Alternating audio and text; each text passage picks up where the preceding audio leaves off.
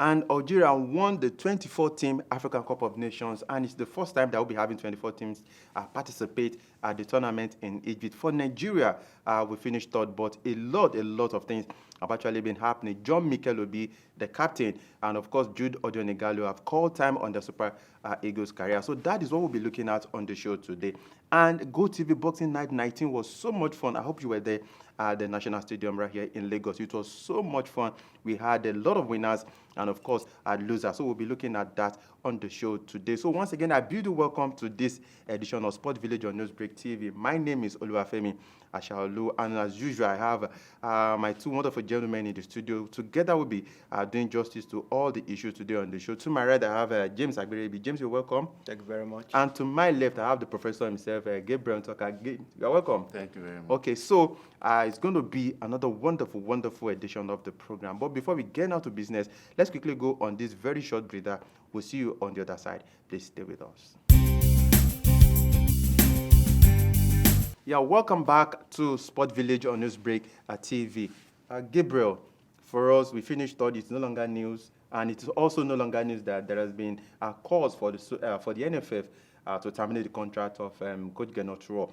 But today on the show, let's quickly talk about John Mikel Obi. 88 appearances for the Super Eagles, 6 goals. He has called time on his career. Now, what does it portend for the team, and who is likely going to be our new number 10? Quickly.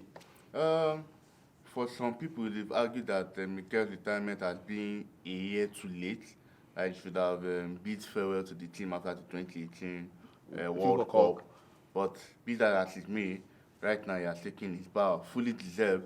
Did he really live up to his potential? Could be subjected to a debate, though you could say his influence at the 2013 African Cup of Nations was quite immense. Yeah, he did very well. On who might come to replace him, already you are seeing signs of someone like Alex Iwobi, though not a natural creative player, but he is trying to fill up that space and is trying to do his bit. But again, you have to even ask, in modern football now, how many teams really play with that traditional classic number 10? So that's even going to be a problem. So now, can we just face out that and concentrate our game on having building our game and concentrating more on wingers, on our fast wingers? See, that's what modern football is all about now. Having strong attackers who can also do the duties at the back while defending. And now we've seen a lot of young strikers and players coming up who are inverted, who can play as strikers and who can play as wingers. So that's also another thing. For now, yes, you can say, and it will be filled up that shoe, but it's really going to do well in the long run. That needs to be seen. Okay, James, Jude Ighalo, he was the head goal scorer during the qualifier for the AFCON, and again at the tournament, he went there, showed himself, scored 5 goals, won the Golden Boot. Again, he has called time on his career. For the past 4-5 years, he's been our record number 9. Now he has bowed out of international football. Likely a replacement. And what does it portend for the Super Eagles? We don't have like a backup kind of. I remember when the legend himself, Rashidi Yakini, when he bowed out of the Super Eagles. A lot of people were like, are we going to get another number 9?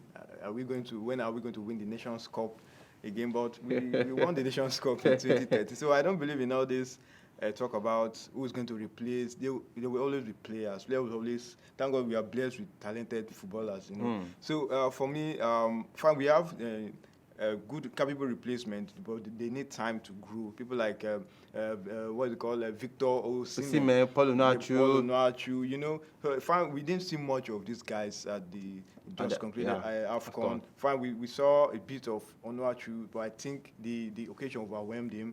Yeah, I think he did his best, but it wasn't.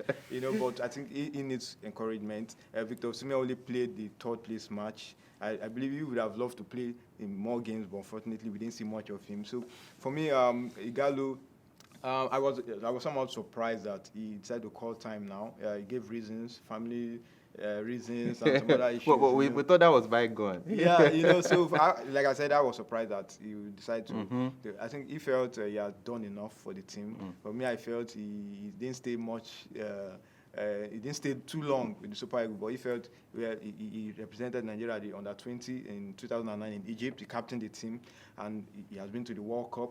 In the same Egypt, he ended it in exactly, the same Egypt. you know. Same like just as Mikel too. Yes, so for me, if he feels he has done enough for the Super Eagles, and this is the right time for him to say goodbye, well, there's no problem. So we always remember him as one of the Nigerian players that finished as the highest goal scorer at the AFCON. Okay, but for Jude Ighalo, he has actually the president, I meant to say, president of the Nigerian Football Federation, Amaju Pini, has actually held talks with him, and the possibility of Ighalo coming back to the national team is still a possibility, but he has said he's yet to rescind his decision. So we'll be keeping tabs as far as that is concerned. Quickly, Gabriel, let's go to GOtv Boxing Night. It was so wonderful at the National Stadium. I'm so happy that I didn't miss that occasion. We had winners and losers. Eshekpo won the 1 million naira prize. Then we had Joe Boy, we had a real one, all of them, they came up top. But for you, what was the highlight of the night?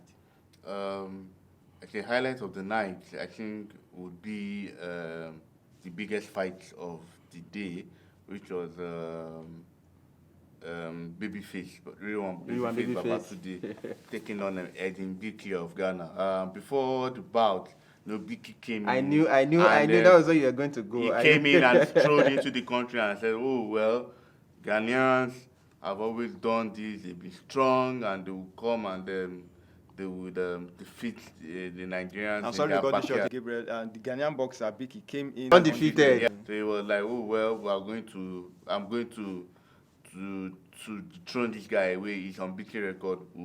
But when the bout started, we saw it was quite evident that there was only going to be one winner. It was the contrary. We saw that there was only going to be one winner. I think the only period where you could say, "Oh, it was the challenger," or okay, both of them were challengers, he was a challenger, but the only way you could say the Ghanaian was a bit impressive was when Babyface, that is real one, suffered a cut to his right eye. So at that period, real one was trying to be very tactical because the Ghanaian was trying to focus and was targeting that very spot. Real one was targeting, and then at that period, I was among some of the spectators who were real one fans, and then who were kind of surprised that real one was so withdrawn, and then they were shouting in their various languages, English, Yoruba, especially, and like eventually he heeded to the call of his coaches and his fans, and then he didn't care about the cut again. He went hard and wild, and then he did what he wanted to do, and then we saw the knockout. He floored him like twice. We were thinking the Ghanaian would have said, "Okay, I'll be floored twice. Can I rest?" He went on and on and on. And in the final 10th round, he received what was like light out. It was a blackout. Just go away, man. And so yeah, it was fun, like you said, very entertaining, and another highlight. And the turnout was very impressive. The turnout was very massive. Very impressive, very massive. And another highlight would have been the 1 million naira winner, best boxer. That is Taiwo Eshekwa Abaji. I think that guy everyone was like, okay, yeah, he's fine, he's good, he's a good boxer. He may be scorer, right? Why do you smile? Who's popularly called scorer? You actually took that on my mind. Let me ask James. James, what happened to Scorer? A lot of people expected I was going to put up a fight more than what we saw that night. Yeah, I think Scorer met somebody that was all out, that was ready to do his thing. Right from the word go, the guy was all over Scorer. He knocked Scorer down twice, and I wasn't surprised that Scorer was able to finish the fight because I felt those punches were just too much. But it was good that he showed it. So you were feeling some of the punches right where you were.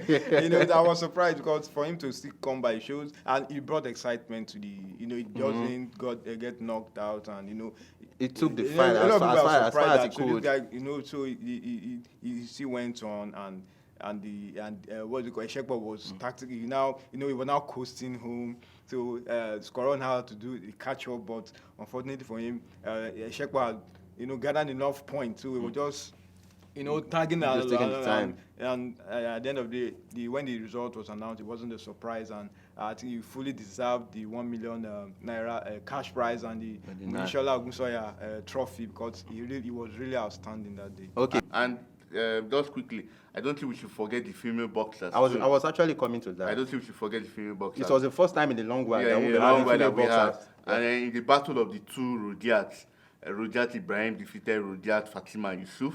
That was it. A second round knockout. And then the other one, Cynthia Aguslore, a first round knockout against Abiodun Adediji. I think that one was even much more. It was like, oh, come, take. The second one, that was just the go. First round, come, take, and go. So that was quite, it was quite interesting too. Some people would have said, oh, we wanted it to have stayed long, to have had more value. But it also showed that female boxing in Nigeria is growing and needs encouragement. That's what GOtv has done.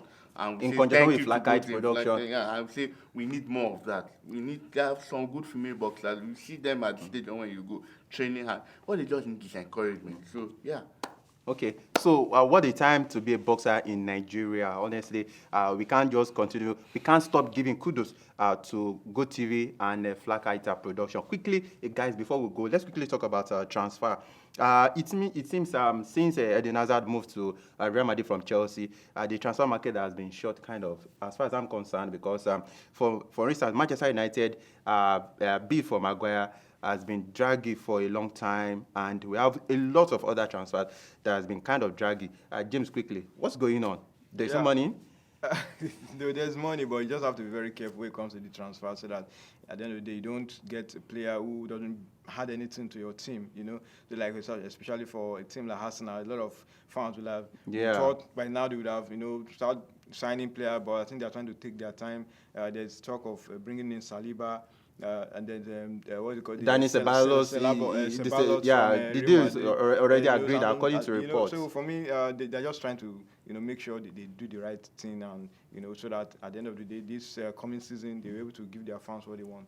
Okay, Gabriel, very quickly. Paul Pogba, Manchester United have been doing all they can to keep him, make him happy. Real Madrid, they've continued to say that we're still looking at the guy. Do you think United should just let him go if Real Madrid, at the end of the day, were able to raise the £180 million evaluation? For now, at Manchester United, I don't think they would be willing to let him go. Transfer. Remember, the Premier League operates a different transfer window from the rest of Europe. Yeah. So when the Premier League opens on August 8th, I think the transfer window closes. Yeah. So we've heard from Ole Gunnar Solskjaer, the manager. We've also heard from John Mata, and they've said Pogba feels at home, he feels relaxed, he's happy, and then he's on the tour of the team. He followed them to Australia. Yeah. Now they've moved to other parts of Asia where they are preparing for the new season. So I don't think there's any need for the team to dispense of him right now. He's an integral part. Solskjaer has maintained that he wants to build his team around him. So why not just go on, motivate him more, and then the player himself too produce his own best. Okay, so sorry. I will promise to talk more about transfer in our next episode, and of course a subsequent episode. But this is how much time can avail us rather on this episode of Sport Village on Newsbreak TV. Once again, guys, thanks for coming around.